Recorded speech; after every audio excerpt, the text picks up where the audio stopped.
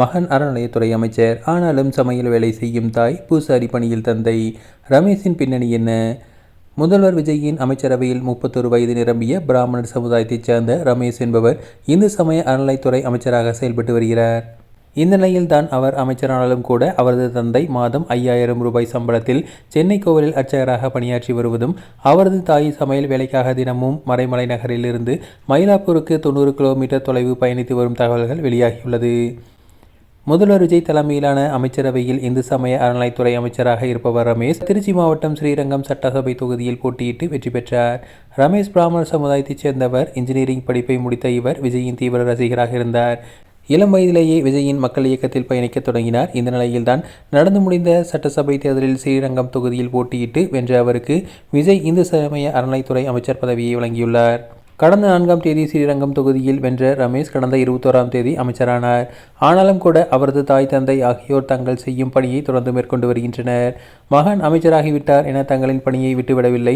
அதாவது அமைச்சர் ரமேஷின் தந்தை பெயர் சீனிவாசன், இவரது வயது 65, தாயார் பெயர் சுமதி, இவருக்கு 55 வயதாகிறது. இவர்கள் செங்கல்பட்டு அருகே உள்ள மறைமலை நகரில் வசித்து வருகின்றனர். தந்தை சீனிவாசன் அங்குள்ள சிவன் விஷ்ணு கோயிலில் அர்ச்சகராக உள்ளார். மாத சம்பளமாக 5000 பெற்று வருகிறார். இவர் முதலில் 300 ரூபாய் சம்பளம் வாங்கினார். பிறகு 1000, 3000 என உயர்ந்து தற்போது 5000 ரூபாய் வாங்கி வருகிறார். தாய் சுமதிக்கு மயிலாப்பூரில் வீடுகளுக்கு சென்று சமையல் வேலை செய்து வருகிறார். தினமும் 90 கிலோமீட்டர் தொலைவு பயணம் செய்து அவர் சமையல் வேலை செய்து வருகிறார்.